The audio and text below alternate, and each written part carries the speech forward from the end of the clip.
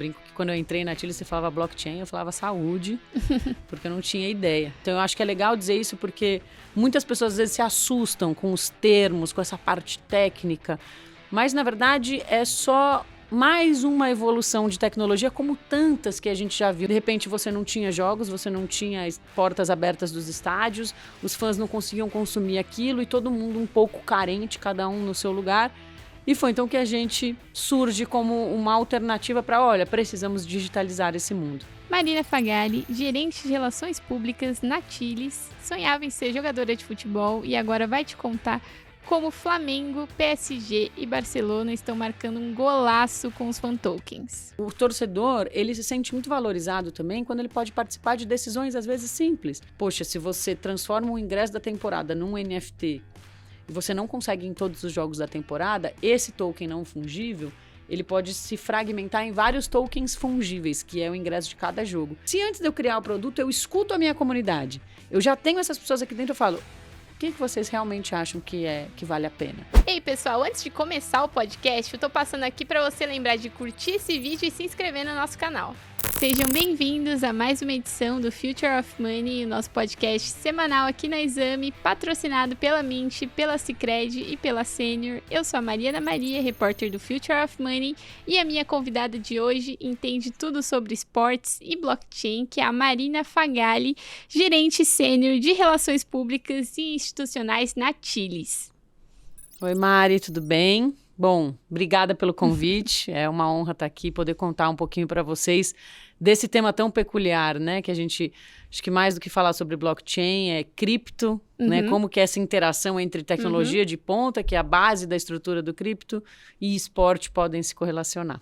Sim, exatamente. E assim, mencionei o seu cargo na Chiles, mas também preciso destacar aqui que você também é coordenadora do GT de Políticas Públicas na AB Cripto e tem uma experiência vasta aí com esporte, marketing, relações públicas. Então, a gente vai falar bastante aqui, até porque Chiles também tem vários fan tokens com times assim gigantescos que você vai saber falar melhor do que eu, né? Então, já começa falando um pouco pra gente da sua trajetória, da sua experiência, como foi parar na Chiles, e aí a gente continua. Legal. É uma trajetória muito peculiar e eu acho que, enfim, cripto e blockchain é tudo muito novo, né? Então, eu venho de uma paixão pelo esporte, a minha vida toda, na verdade, meu grande sonho era ser jogadora de futebol, mas naquela época não era bem uma realidade, não que ainda seja, mas acho que a gente tem construído um futebol feminino um pouco mais estruturado.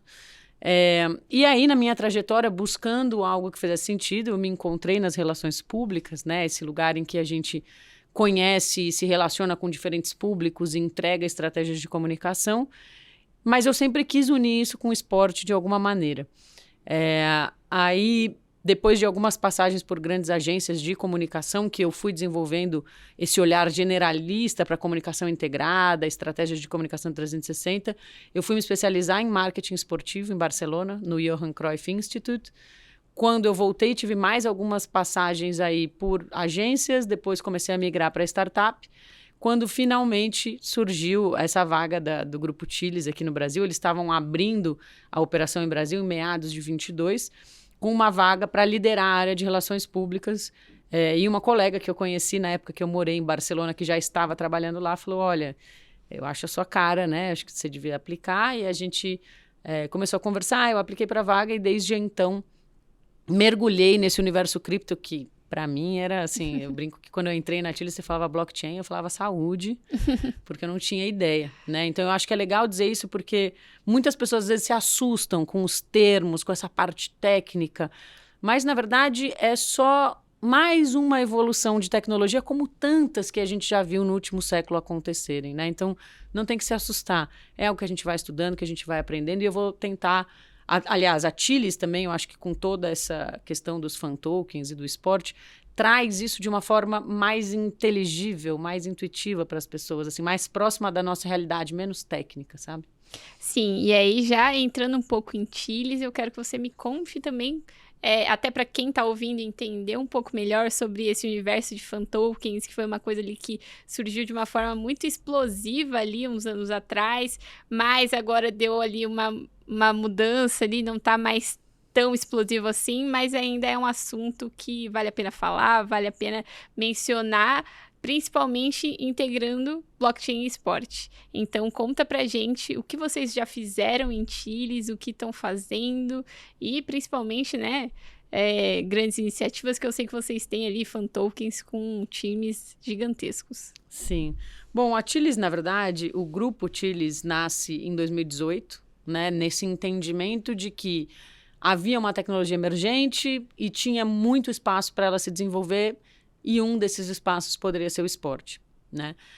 Junto com isso, ela nasce em 2018, mas esse grande boom, o Grupo Chiles, ele é criador dos fan tokens de futebol. Hoje tem outros players até que trabalham também com produtos parecidos, mas eles têm diferenças claras, e a gente pode depois entrar um pouquinho nisso, até na terminologia. Então, ela criou essa categoria de produto e ela criou uma plataforma que ficou bastante conhecida entre os fãs, especialmente de futebol, que é a Sócios.com. Nesse processo todo, lá para meados de 2019, 2020, curiosamente, muito próximo ao processo da pandemia, né, que foi um grande desafio para a gente enquanto humanidade, o esporte também sofreu muito, porque, de repente, todos os clubes e organizações que dependem do espetáculo, da partida, tanto para fazer receita, quanto para se manter ali próximos aos fãs, que são, de fato, o ativo, né, dessas grandes instituições, eles se viram reféns de uma situação e sem saber o que fazer. De repente, você não tinha jogos, você não tinha portas abertas dos estádios, os fãs não conseguiam consumir aquilo e todo mundo um pouco carente, cada um no seu lugar. E foi então que a gente surge como uma alternativa para, olha, precisamos digitalizar esse mundo, né? E não só através de e-sports, que também é uma modalidade, inclusive, que a gente trabalha, mas assim, como digitalizar essas modalidades que são extremamente tradicionais, culturais e analógicas. Então, a gente lança esse produto, que são os fan tokens, que nada mais é do que uma tokenização de um ativo, que é a relação entre torcedor e instituição. Né? Eu acho que quando a gente tokeniza isso, eu começo a falar para a sociedade o seguinte: existe uma economia dentro desse setor, uma economia muito particular. E existe um produto muito particular, que é o drive dessa economia, que é o esporte. Né? Diferente de outros segmentos em que o produto é algo de consumo físico, então, sei lá, uma indústria de chocolate, se o seu produto não é bom, amanhã a pessoa não compra. Independente da sua ação de marketing, independente da sua construção de marca, independente da relação afetiva. No caso do esporte, não. Né? Você vê aí grandes clubes de renome que foram rebaixados para a segunda divisão e a torcida eventualmente, inclusive, se engaja mais. Por quê? Porque você mexe com paixão, você mexe com outros aspectos dentro do marketing que a gente trabalha. Né? Então, a gente começou a entender que, poxa, esse é um ativo muito valioso. E aí, se a gente tokenizar, a gente começa a criar uma economia, ao mesmo tempo, mais sustentável e mais inclusiva. E por que eu digo inclusiva? Porque hoje a gente fala muito numa economia, num modelo econômico chamado Sportify, dentro dos esportes, que nada mais é do que a descentralização ou os princípios das finanças descentralizadas, que quem é da área de cripto está mais acostumado a ouvir, mas aplicados à economia do esporte. E eu começo a permitir que mais pessoas, sejam torcedores, sejam potenciais patrocinadores, participem dessa economia de forma que todo mundo seja recompensado por isso, né? De uma forma mais ativa e recompensadora. Até antes dos fan tokens, a gente tinha uma relação muito clara entre instituição e torcedor, que era: o torcedor é um passivo, né? Ele paga para assistir às partidas, ele paga para consumir os produtos do clube, e o clube não tem ideia de quem ele é e ele não é recompensado por isso. Aí, depois de um tempo, a gente tem o lançamento dos produtos de sócio-torcedor, que são uma grande ideia e hoje são um grande ativo dos clubes, especialmente no Brasil, mas ainda assim eles são extremamente dependentes da operação de jogo, ou seja, eles não têm muito da digitalização. E a gente vive num mundo digital e global, né? Então, e os fãs que estão fora das suas cidades natais aí, dos seus clubes, que querem outro tipo de interação, ou mesmo essa nova geração que está vindo, que é mais interativa, né? Que busca outros formatos de experiência. Então, tudo isso eu acho que foi compondo essa grande estrutura que a Chiles montou com os fan tokens. O primeiro fan token que a gente lançou foi em 2019 ou 20 também, se não me engano, com a Juventus, da Itália. Depois disso, a gente tem alguns grandes cases com PSG, né, que eu acho que hoje é um dos clubes pioneiros na adoção dessa tecnologia, mas a gente tem Barcelona, a gente tem Manchester City. Aqui no Brasil, a gente tem 9 clubes, então temos parceria com Flamengo, Palmeiras, São Paulo, Vasco, Fluminense, Atlético Mineiro, Internacional, Bahia e Corinthians. Então, todos esses clubes, se eu falar para você que eles já entenderam o potencial de tudo isso, ainda não também, mas eu acho que eles estão construindo algo com a gente, né? Então, é importante dizer isso porque muitas pessoas dizem, mas eu não entendi como é que funciona esse fan token, para que serve? Na verdade, a gente está construindo junto um novo modelo econômico para o setor esportivo em que todo mundo participa e todo mundo é recompensado por essa participação dentro da sua particularidade, né? Novos patrocinadores. Hoje, para você patrocinar um grande clube, colocar um nome na camisa, tá lá nas placas de campo, você precisa investir milhões. E quem são as empresas que têm milhões para investir em patrocínio, para investir em awareness de marca, porque aí você também discute, né? Vai investir em uma ação que vende ou que constrói imagem, reputação, que constrói marca, né? Todos esses debates permeiam. Agora, quando você tokeniza essa relação e quando você coloca todo o setor esportivo dentro de uma blockchain, você começa a permitir que pequenos negócios locais também possam participar disso. Como? Poxa, vamos imaginar num futuro uma padaria que tenha já uma interface de Web3, né?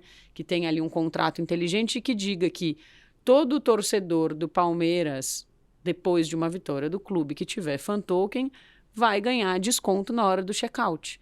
Ela não necessariamente patrocina o Palmeiras, né? Mas por quê? Ela não tem milhões para patrocinar o Palmeiras e o Palmeiras também não conseguiria lidar com patrocínios tão pequenos, porque aí o volume é muito grande. Então, a gente, nessa geração de volume, sem demandar um trabalho do clube e, ao mesmo tempo, sem demandar um investimento muito alto da instituição, a gente inclui eles nessa economia. A partir desse momento, a padaria se beneficia dessa associação com uma marca, como seria qualquer um desses clubes de futebol, né? Usei o Palmeiras como exemplo.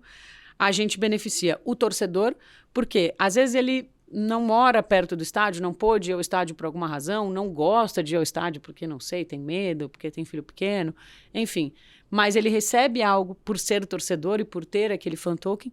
E o clube também se beneficia, porque o nosso modelo é um modelo de compartilhamento com os clubes. Então, a partir do momento que a gente gera demanda pela compra de fan token, a gente gera uma nova linha de receita para o clube, né? Então, acho que tudo isso tem aspectos aí do fundamento do que seria essa economia do Sportify.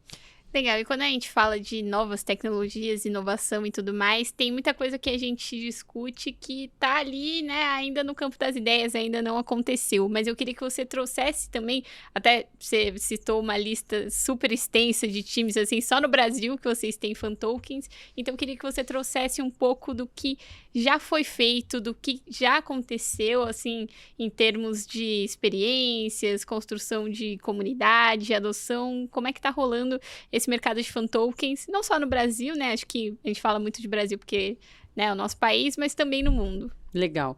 Bom, o aplicativo Sócios.com, que foi nossa porta de entrada, né, para a venda dos fan tokens, para o trabalho de interação dos usuários, ele já bateu uma meta de mais de 2 milhões de usuários. Tá claro que nesse processo tem muitos curiosos que entram e saem, então não necessariamente os 2 milhões estão ativos, mas são 2 milhões de pessoas de alguma forma interagiram e foram impactadas com isso, né? A gente já fez, aqui no Brasil, por exemplo, algumas experiências que eu gosto de citar. Logo que eu entrei, a gente organizou o jogo do Penta com o Flamengo. Então, em 2022, o Flamengo fez 30 anos de Pentacampeonato Brasileiro.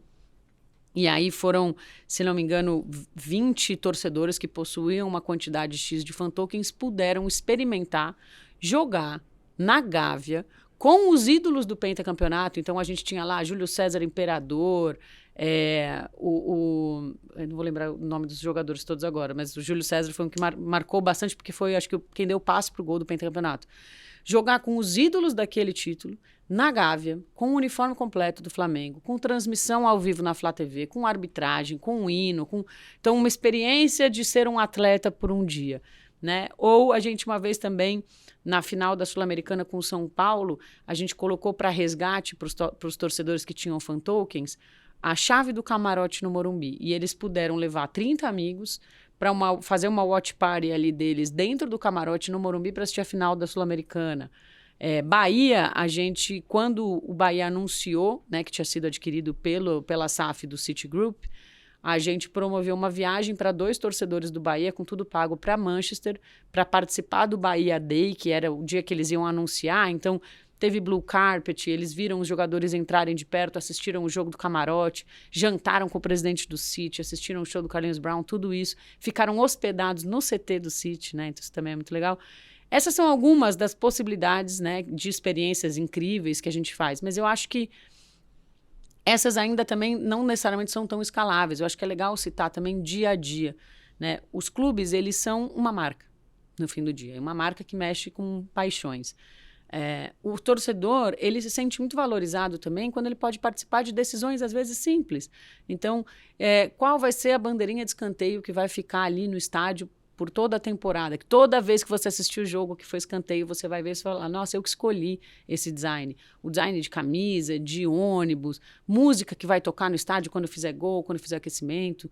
A gente já fez experiência aqui no Brasil também, acho que foi com o Atlético Mineiro, da voz do estádio. Então, o torcedor, por um dia, poder narrar, escalar o time ali ao vivo. Fora do Brasil, a gente teve uma experiência muito legal com o Atlético de Madrid, que foi um torcedor participar da foto da temporada. Isso, para mim, pessoalmente, como fã do esporte, mexeu muito, porque acho que era meu sonho. Desde pequeno, eu colecionava aquelas fotos de temporada do meu time. Imagina, cara, você tá sentado lá do lado dos jogadores e tirar uma foto. Né? Então, eu acho que tem diversas possibilidades. Essas de votação, de engajamento, que são mais simples, mas que no fim do dia, elas reforçam muito esse senso de pertencimento.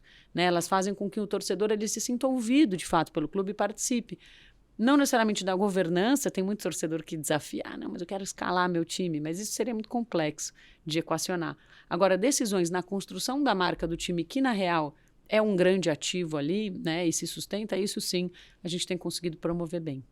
Muito legal, eu gostei muito dos exemplos que você deu, mas também teve o lado que eu já falei lá um pouco no comecinho, que foi, a gente teve ali um momento que foi muito explosivo para o mercado de fan tokens, né, até porque acho que também no começo, assim, as pessoas não entendiam muito bem esse conceito de experiência. Teve ali também um pouco de expectativa especulativa ali para fan token.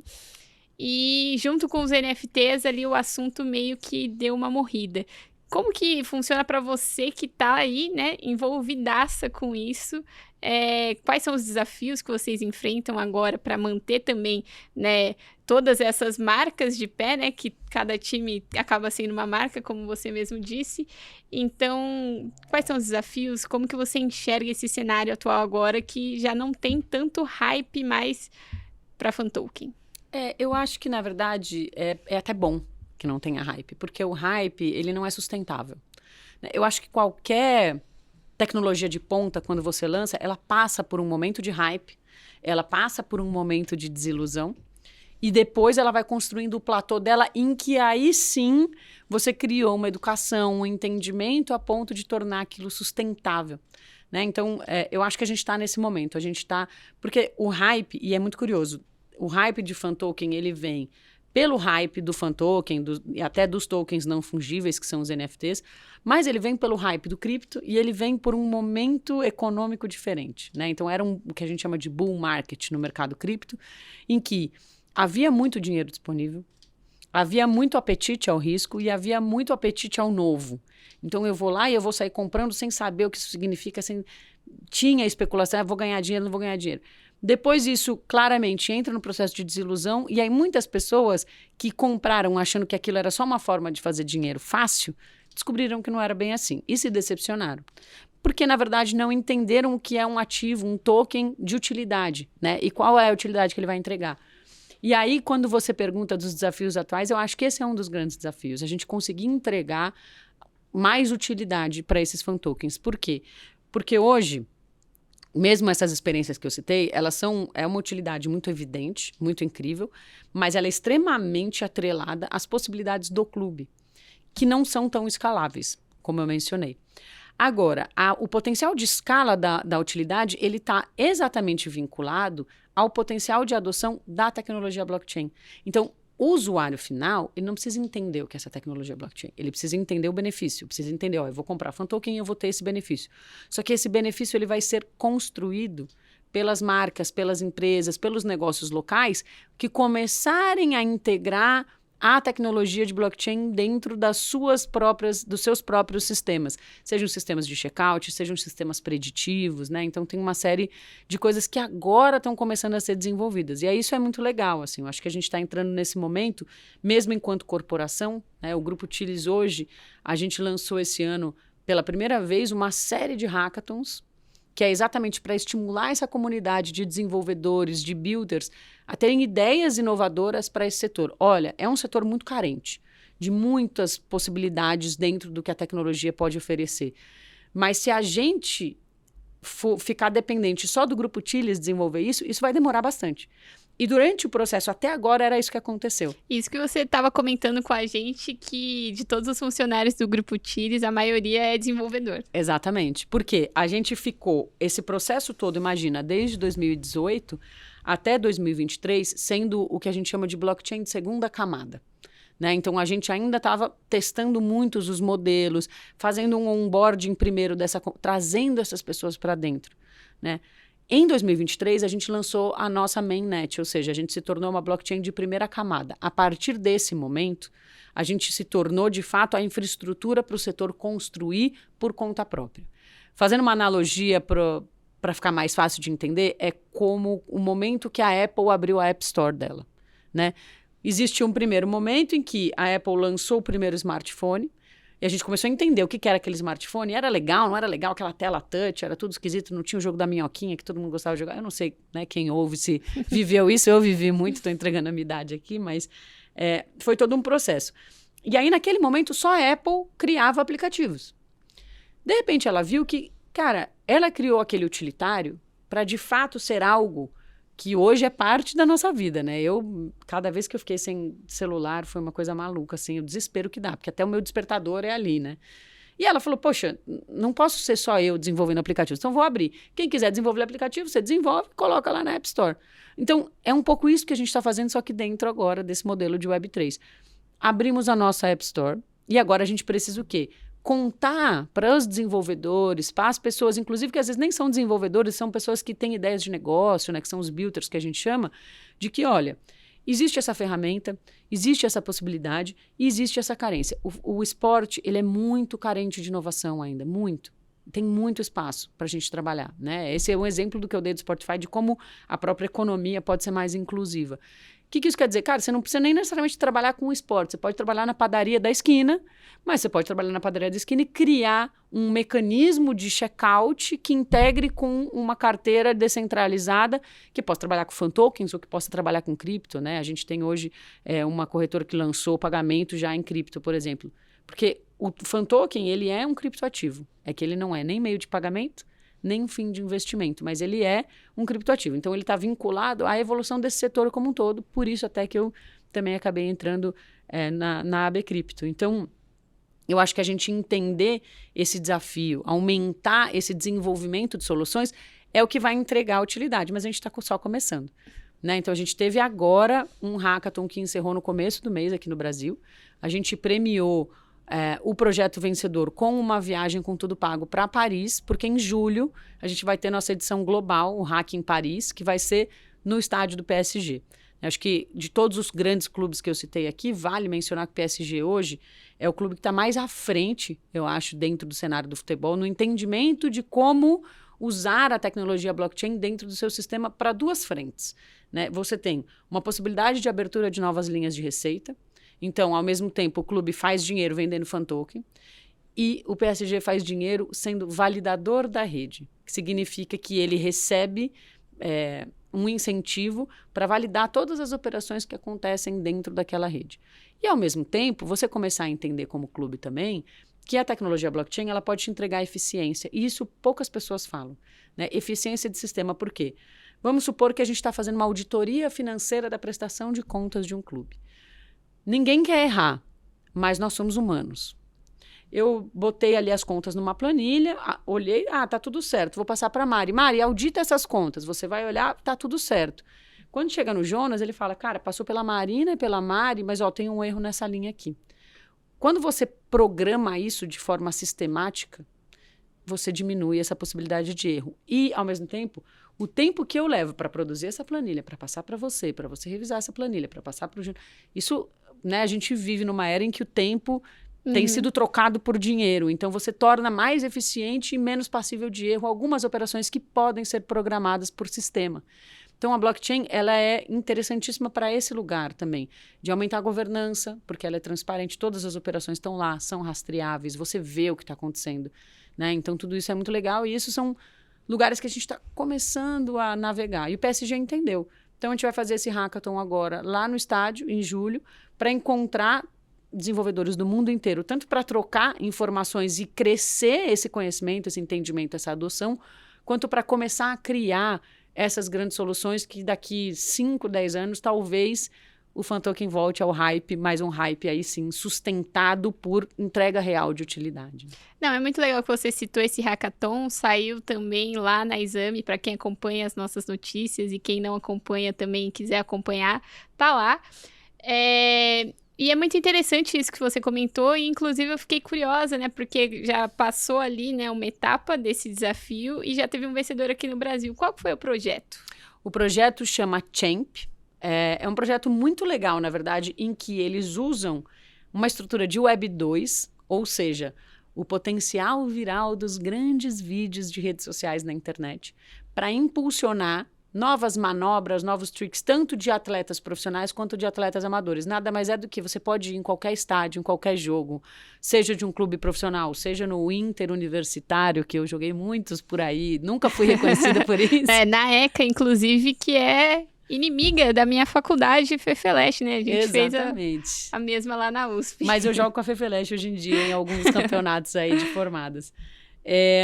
Então, assim, imagina você tá lá num Inter e você vê um drible incrível, e você filmar aquele momento. Esse vídeo, hoje, com o advento das redes sociais, tem um potencial de viralização muito grande. E o que você ganha quando o seu vídeo viraliza? Nada. Ou centavos ali de uma monetização. E aí você fez esse vídeo, você ganhou centavos dessa monetização. E a pessoa que deu o drible ganha o quê? Nada. Nada, né? E se a gente pudesse tornar isso, transformar isso num ativo tokenizado? E fazer com que essa viralização do vídeo seja remunerável em forma de token e isso seja rastreado on-chain. É mais ou menos isso que a solução propõe, né? Eu convido depois vocês a conhecerem um pouquinho mais. Eu acho que se você colocar lá na internet, eles já têm uma página, Champ, é CHAMP, Champ de campeão em inglês, né? E agora eles vão para Paris ver novos desafios. A gente aqui no Brasil simplificou um pouco.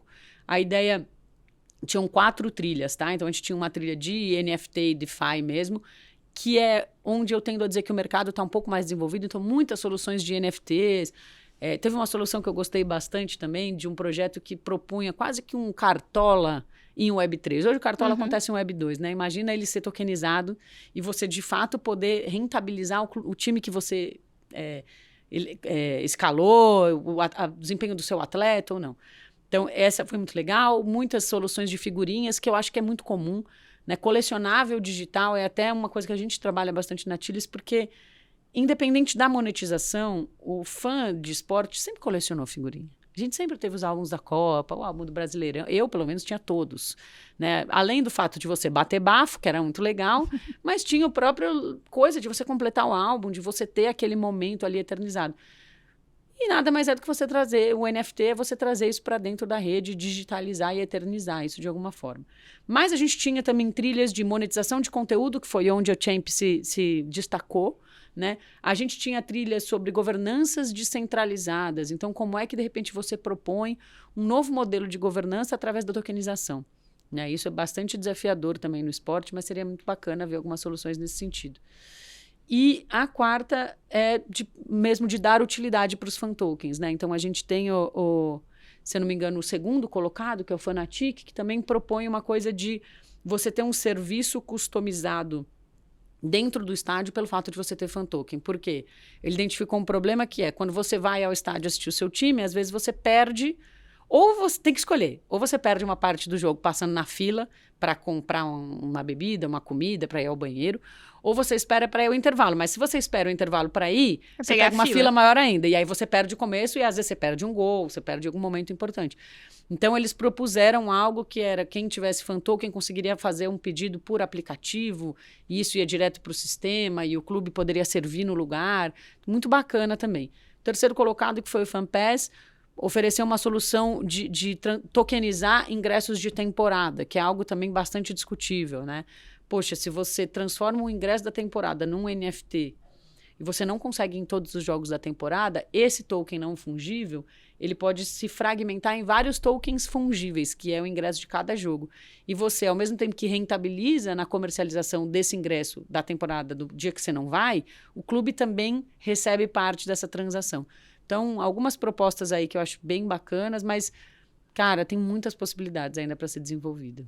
Legal. E tudo isso que você trouxe, assim, realmente abriu um leque de possibilidades, mas eu queria entender como que os clubes estão realmente processando isso, adotando isso, né? Você comentou que o PSG se destacou ali no quesito de adoção da tecnologia blockchain, o que eu acho incrível, porque PSG por si só já é um time muito famoso, é um time que com certeza eu imagino que inspira outros clubes.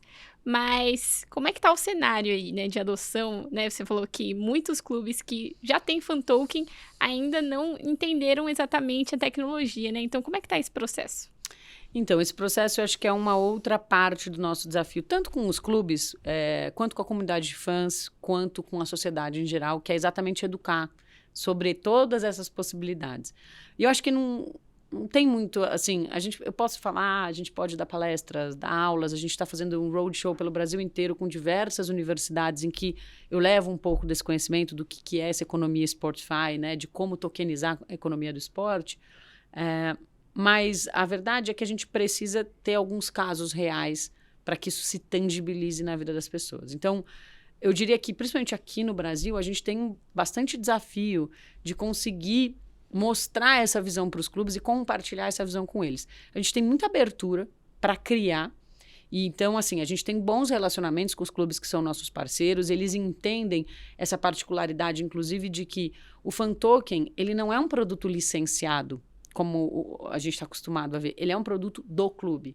Só que quem desenvolve não é o clube porque eles ainda não têm essa expertise dentro de casa. Acredito que em algum momento a gente vai conseguir transacionar para isso também, né? Mas nesse momento nós somos os experts que desenvolvem esse produto para os clubes e por isso a gente compartilha a receita vindo daí, né? Agora, a abertura deles para tudo o que a gente oferece é gigante.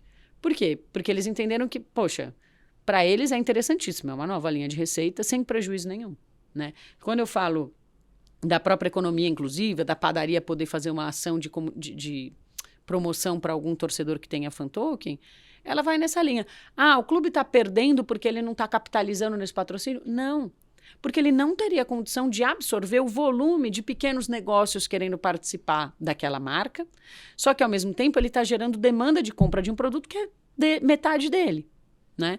Então, todo mundo se beneficia.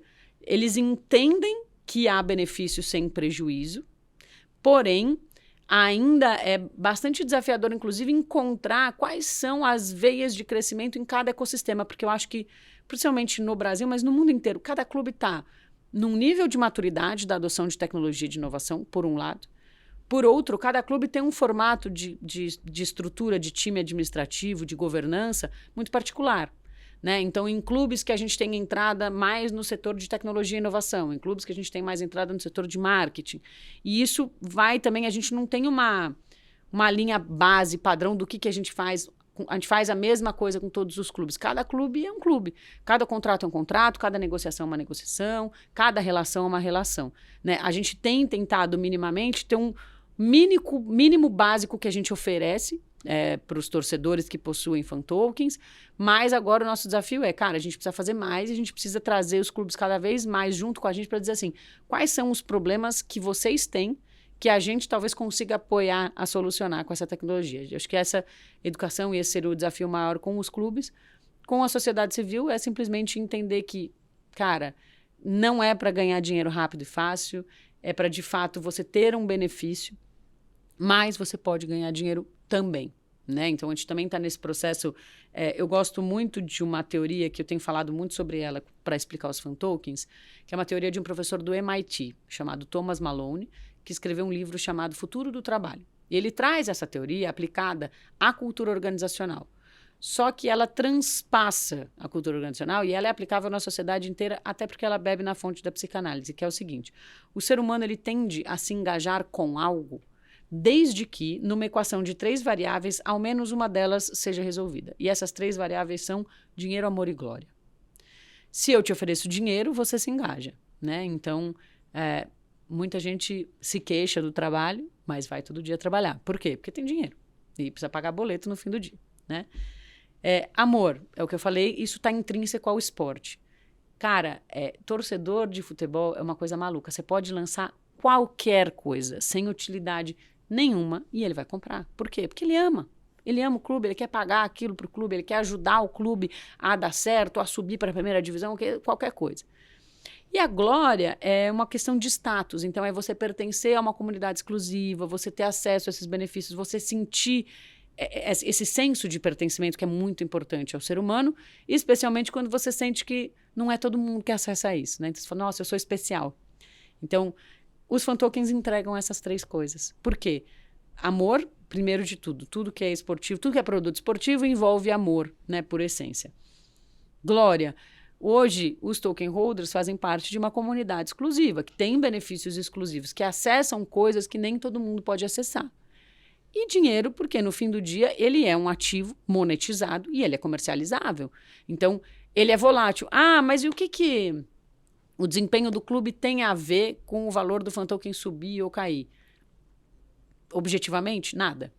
Mas a gente sabe como funciona o mercado de especulação. É tudo sobre narrativa, é tudo sobre sentimento. Então, agora, por exemplo, a gente tem 2 grandes parceiros nossos na final da Champions, que é o PSG e a Inter.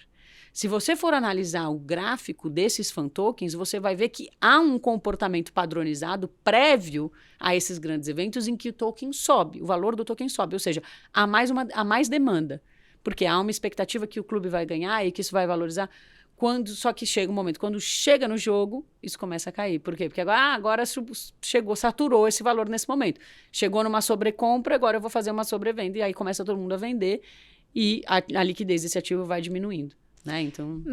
Legal. E é interessantíssimo que você trouxe esse assunto, justamente porque eu tenho uma outra pergunta para você, que já vou começar a polêmica aqui, justamente porque a gente falou muito sobre especulação, como isso não é o propósito principal ali dos fan tokens, né, que no caso seria experiência, mas quando a gente faz essa análise, até trazendo um pouco para o esporte, né, porque a gente fala fan token, mas quando a gente fala de esporte, eu acho que isso é até maior no sentido de que a gente está falando de partidas ali, que pode acontecer um gol, pode acontecer uma falta, né? O time vai ganhar, o time vai perder, tudo isso são coisas que mexem ali com a emoção do torcedor, diferente de, sei lá, um artista que lança músicas.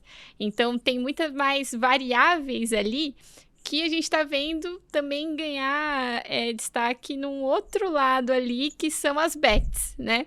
Que é aquilo, né?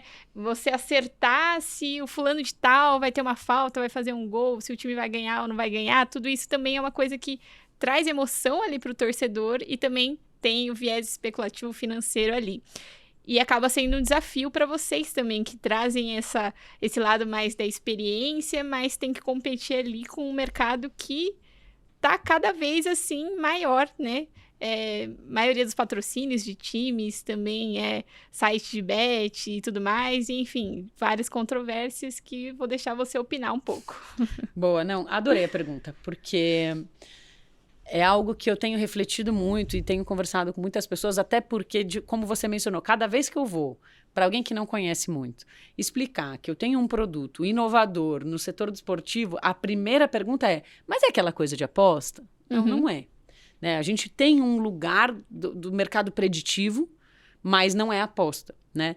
E eu acho que, primeiro, para a gente entender o fenômeno das apostas, a gente precisa entender 2 coisas que você trouxe muito claras aqui, que são as 2 variáveis que levam a pessoa a apostar. Uma primeira necessidade clara é dinheiro rápido e fácil. Infelizmente, a gente vive uma situação econômica mundial, e no Brasil um pouco mais exacerbada, que cada vez mais as pessoas, né, a gente precisa de mais dinheiro para sobreviver, tá caro, e aí eu não consigo, não tenho boas condições de saída aqui, não tenho uma estrutura de base que vai me garantir conquistar uma profissão que me sustente.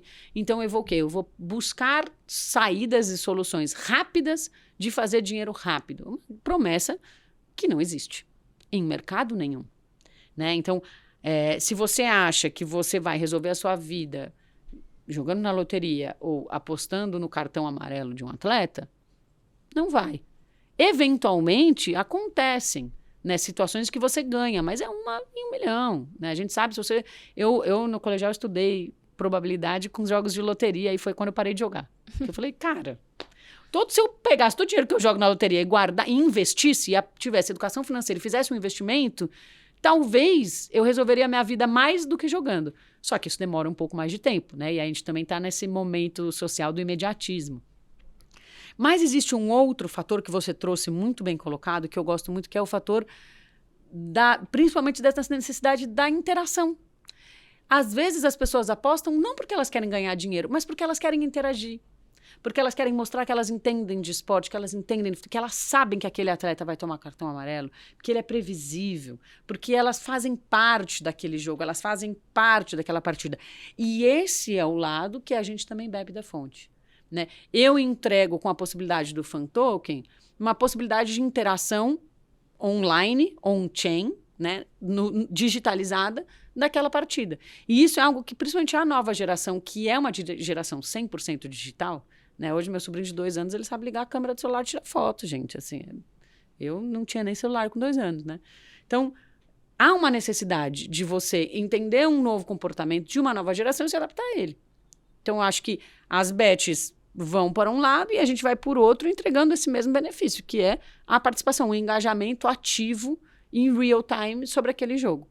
Existe esse outro processo que nós dois também em algum lugar conversamos, dessa promessa de dinheiro rápido e fácil. A diferença é que a gente não promete, mas muitas pessoas ainda enxergam não só, e nem quase nada nos fan tokens, mas muito no mercado cripto, de, né, esse day trade, de que eu vou ficar o tempo inteiro só fazendo trading e ganhando muito dinheiro, dinheiro rápido, dinheiro fácil. Primeiro, mesmo fazer trading não é fácil.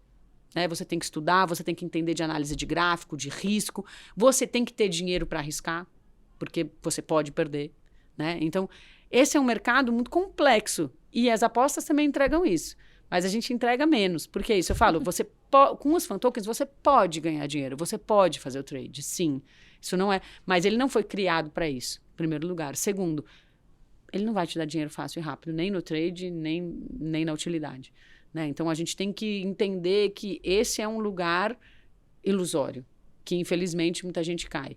Mas há um espaço para a gente crescer quando a gente olha para o que é real, o que é sustentável, que é precisamos transformar e inovar um setor que tem muita paixão envolvida, que tem uma economia gigante, só que tem ainda uma grande concentração de renda na mão de poucos. E a gente pode distribuir isso de uma forma mais justa e igualitária e, ao mesmo tempo, lúdica. Legal, Marina. Acho que bela resposta, realmente trouxe tudo aqui que todo mundo quer saber, principalmente bet é um assunto super polêmico, mas infelizmente a gente está chegando no fim do nosso tempo aqui. E a última pergunta do nosso podcast sempre é o Momento Mint, que é a pergunta da nossa patrocinadora, a Mint, plataforma cripto do BTG Pactual.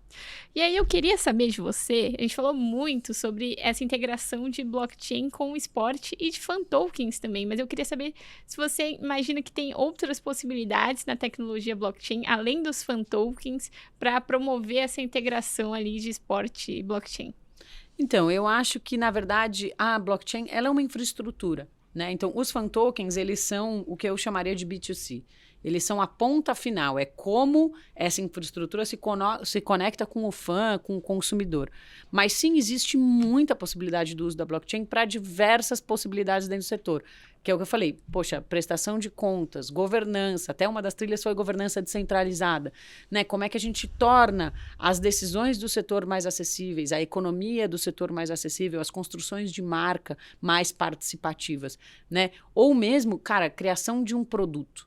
Quando você cria um produto novo dentro da área de marketing, você encontra ali um problema que você presume que é um problema pela sua experiência, você cria esse produto e aí você injeta um mundaréu de dinheiro em ações de marketing para provar que vale a pena o consumidor comprar aquele produto. Se você inverte essa lógica, e é uma coisa que a blockchain, né, e a Web3 oferecem, ou seja, se antes de eu criar o produto eu escuto a minha comunidade, eu já tenho essas pessoas aqui dentro, eu falo, o que vocês realmente acham que vale a pena? Essa comunidade vai votar, aquele voto está registrado, você tem todo o track record de todo o comportamento, de tudo que eles fazem, de tudo que eles votam, e você cria um produto, a chance de você vender esse produto de forma assertiva é muito maior, porque as pessoas já comprovaram que elas querem aquilo. Né? Então, acho que essa inversão da lógica do marketing, esse potencial de governança, de transparência, de prestação de contas e mesmo real-world assets. Né? A gente está falando agora também muito de tokenização de ativos mobiliários. Então, estádios, cadeiras cativas, ingressos, enfim, eu poderia passar o resto do dia, mas como a gente precisa acabar, eu vou deixar essa palhinha final. Também ficaria aqui o resto do dia, mas infelizmente, né? É isso, a gente vai ficando por aqui. Também quero lembrar quem tá ouvindo de sempre acompanhar as nossas matérias no site, seguir a gente nas redes sociais e se inscrever também no nosso YouTube ou Spotify. E quem quiser encontrar você também nas redes sociais, quiser deixar aí para quem tá ouvindo. Boa, é Marina Fagali, Fagali, pode me procurar no LinkedIn. Tá lá um pouquinho de tudo que a gente tem fazendo com a Chilis. E se quiser seguir os canais da Chilis também, Chilis, Chiliz, tanto no Instagram, no X e também no LinkedIn. Obrigada, Marina. Obrigada, Mari. Tchau, tchau.